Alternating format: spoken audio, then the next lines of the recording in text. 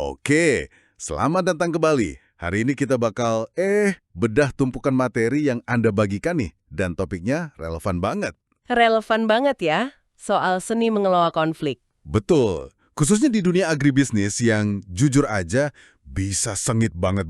Sangat sengit. Sumber yang Anda kasih itu ngegambarin dengan jelas loh. Ada ketidakpastian harga, terus standar mutu yang kadang abu-abu. Dan ketergantungan antar pihaknya tinggi banget kan? Nah, itu dia. Jadi konflik di sana itu bukan kalau terjadi, tapi lebih ke kapan terjadi. Udah bagian dari permainan gitu. Oke, berarti misi kita hari ini jelas ya. Kita mau bongkar 3 pendekatan utama yang ada di materi Anda. Ada kolaboratif, kompetitif, sama mediasi. Iya. Tapi kita nggak lihat ini sebagai teori kaku kan? Lebih kayak isi kotak perkakas seorang manajer lah. Tepat. Kapan kita harus bangun jembatan, kapan harus bangun benteng, Dan kapan kita butuh pemandu buat keluar dari jalan buntu? dan kerangka berpikir dari materi ini tuh praktis banget loh. Semuanya itu dimulai dari 2 pertanyaan dasar sebelum kita ngapa-ngapain. Apa tuh? Pertama, seberapa penting sih hasil akhir atau kemenangan buat Anda di isu ini? Terus yang kedua, seberapa penting menjaga hubungan jangka panjang dengan pihak lain? Oke. Jawaban jujur dari 2 pertanyaan itu yang bakal jadi kompas kita. Menarik. Oke, kita mulai dari yang kayaknya paling ideal dulu ya, pendekatan kolaboratif. Silahkan. Di materi Anda, ini digambarkan sebagai orientasi win-win. Tapi yang paling saya suka itu konsep pergeseran dari posisi ke kepentingan. Ah, iya. Itu kuncinya. Contohnya bagus banget.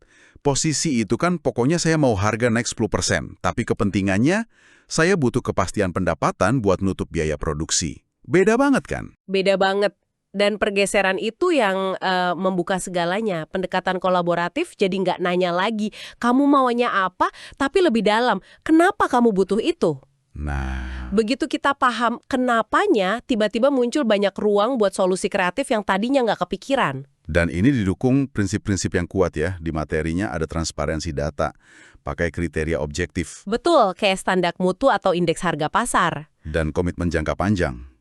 Intinya soal membangun kepercayaan, bukan? Tepat sekali. Dan menariknya, pendekatan ini punya efek samping yang luar biasa. Dia mengubah konflik dari energi yang merusak Jadi sesuatu yang membangun. jadi mesin inovasi. Salah satu riset di materi Anda kan nunjukin korelasi kuat antara gaya kooperatif dengan iklim tim yang sehat, sama yang namanya rasa aman psikologis. Oke, psychological safety. Betul. Saat orang nggak takut diserang karena beda pendapat, mereka justru berani kasih ide-ide terbaik. Jadi ini bukan cuma soal, ayo kita baik-baikan, ini strategi bisnis yang cerdas. Biar lebih kebayang, kita lihat studi kasusnya deh. Koperasi petani padi lawan distributor beras. Situasinya klasik banget ini. Klasik ya, saling tuding. Petani ngerasa harga dari distributor kerendahan. Sebaliknya, distributor ngeluh kualitas gabah nggak konsisten. Komunikasi macet, cuma muter-muter di harga sama mutu. Dan intervensi kolaboratif di sini tuh nggak berhenti di tawar-menawar harga. Nggak sesimpel itu. Mereka melakukan sesuatu yang jauh lebih fundamental. Gimana tuh? Pertama, mereka bikin kriteria objektif bareng-bareng. Mereka duduk bareng, ya, bukan saling teriak, terus menetapkan standar mutu yang bisa diukur. Oh, jadi ada angkanya. Ada angkanya. Berapa persen kadar air, berapa persen beras batah. Jadi nggak ada lagi kata saya atau kata kamu. Semuanya jelas, hitam di atas putih. Wah, itu langsung mengubah permainan ya. Argumennya jadi bukan kualitasmu jelek, tapi gabah ini kadar airnya nggak sesuai standar 14% yang kita sepakati. Jauh lebih objektif. Persis. Terus langkah kedua, mereka ciptain opsi-opsi baru. Nggak cuma satu harga. Mereka rancang skema harga bertingkat. Maksudnya bertingkat. Jadi ada harga dasar, terus ada bonus kalau mutunya di atas standar. Tapi ada penalti juga kalau di bawah. Adil dong. Adil, transparan, dan yang paling penting, ngasih insentif buat petani ningkatin kualitas. Terakhir, mereka benerin sistemnya. Bikin forum evaluasi bulanan, biar masalah kecil nggak keburu meledak. Hasilnya, konflik yang tadinya soal saling nyalahin, jadi proyek bersama buat perbaikan sistem. Keren banget ini. Tapi pendekatan kolaboratif ini kok kayaknya sempurna banget ya? Hampir terlalu sempurna. Pasti ada batasannya kan? Nggak mungkin ini bisa jalan di semua situasi. Tentu saja. Materi Anda juga nyorot itu kok. Keterbatasan paling gedenya itu waktu sama energi. Ini proses yang intensif. Betul. Nggak cocok buat situasi krisis di mana keputusan harus diambil dalam hitungan jam.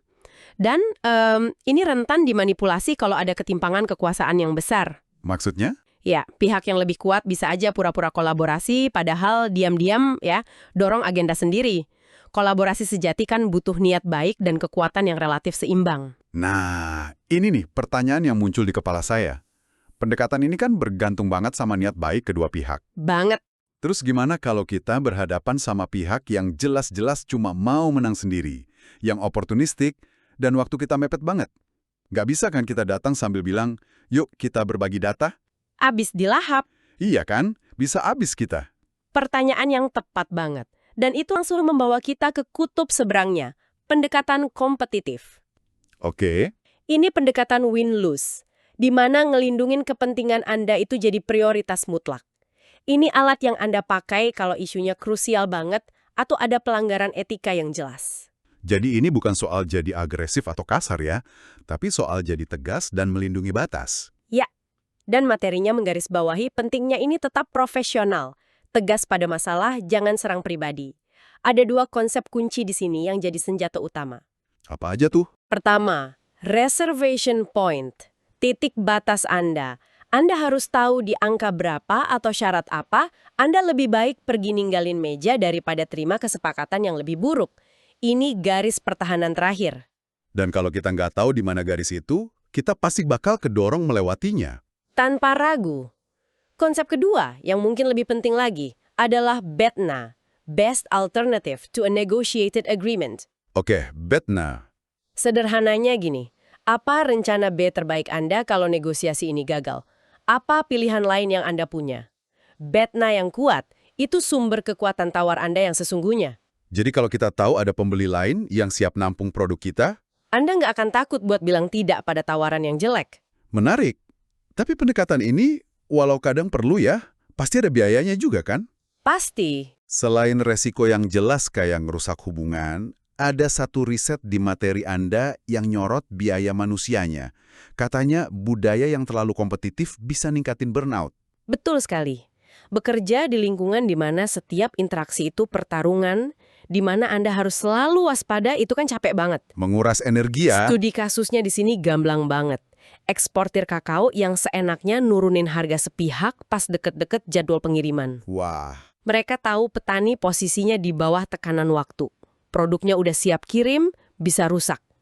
Ini tindakan oportunistik yang, textbook banget. ini situasi yang kayaknya bikin petani nggak berdaya ya. Produknya bisa busuk, pembeli pegang semua kartu. Kayaknya nggak ada pilihan selain terima harga rendah itu. Kelihatannya gitu. Apa benar-benar ada yang bisa mereka lakuin buat ngelawan? Ada. Dan ini soal gimana pakai strategi kompetitif yang cerdas dan etis. Pertama, seperti yang kita bahas, mereka harus secara kolektif memperkuat BATNA mereka. Caranya? Mungkin dengan cepat kontak beberapa pengepul lain, bahkan kalau harganya sedikit lebih rendah, cuma buat nunjukin kalau mereka punya alternatif. Kedua, menuntut aturan objektif. Maksudnya? Mereka bisa bilang, harga kami seharusnya mengacu pada indeks bursa komoditas hari ini, bukan keputusan sepihak Anda. Ini mindahin dasar argumen dari kekuasaan ke aturan main yang adil. Jadi mereka nggak cuma ngeluh tapi nawarin dasar yang logis. Persis. Dan yang ketiga, mereka bisa nawarin konsesi bersyarat. Kalimatnya bukan, baik kami terima harga lebih rendah. Tapi, kami bersedia mempertimbangkan penyesuaian harga jika Anda memberikan jaminan kontrak pembelian dengan volume yang lebih besar untuk musim panen berikutnya. Wah, ini mengubah posisi dari menyerah jadi bertukar nilai. Keren. Mereka tetap kompetitif, tapi dengan cara yang strategis. Oke. Jadi kita udah punya kolaboratif buat bangun jembatan dan kompetitif buat bangun benteng. Tapi gimana kalau skenario terburuk? Nah, Gimana kalau dua-duanya udah buntu, emosi udah tinggi banget, dan mereka bahkan nggak mau lagi satu ruangan. Komunikasi udah putus total. disinilah pendekatan ketiga masuk, mediasi. Ini intervensi terstruktur oleh pihak ketiga yang netral, Mediator. dan peran mediator ini penting banget buat dipahami. Mediator itu bukan hakim yang mutusin siapa benar, siapa salah.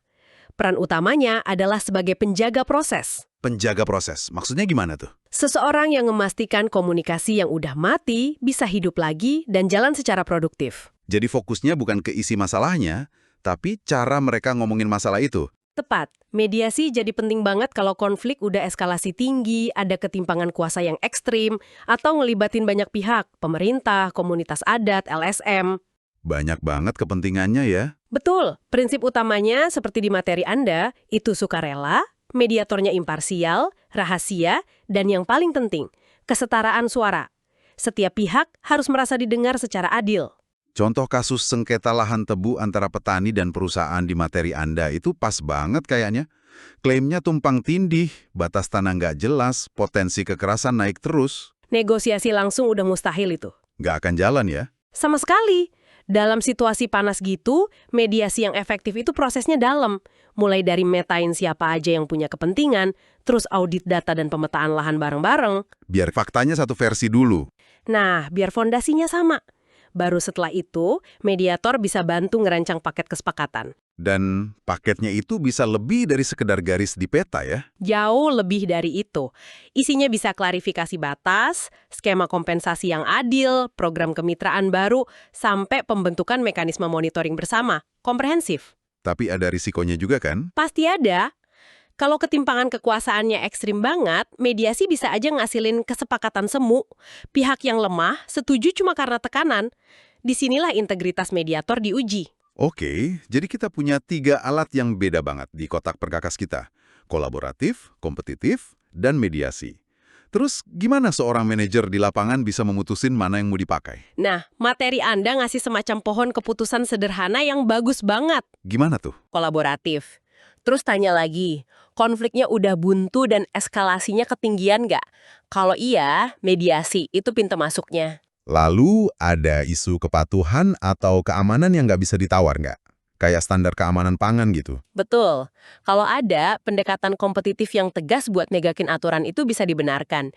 Dan terakhir, Anda butuh solusi inovatif yang out of the box. Kalau gitu? Kolaborasi satu-satunya jalan. Dan ini membawa kita ke puncak pemahaman dari semua materi ini. Apa tuh? Dalam prakteknya, manajer yang paling efektif itu jarang banget cuma pakai satu pendekatan. Mereka pakai yang namanya pendekatan hibrida. Tunggu. Jadi ini bukan pilihan eksklusif antara A, B, atau C. Bisa dimulai dengan satu, terus ganti ke yang lain di tengah jalan. Tepat sekali. Dan itulah kecerdasan strategis yang sesungguhnya. Kasih contoh deh.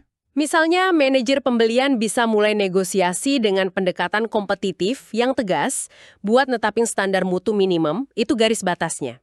Oke, non-negotiable. Betul.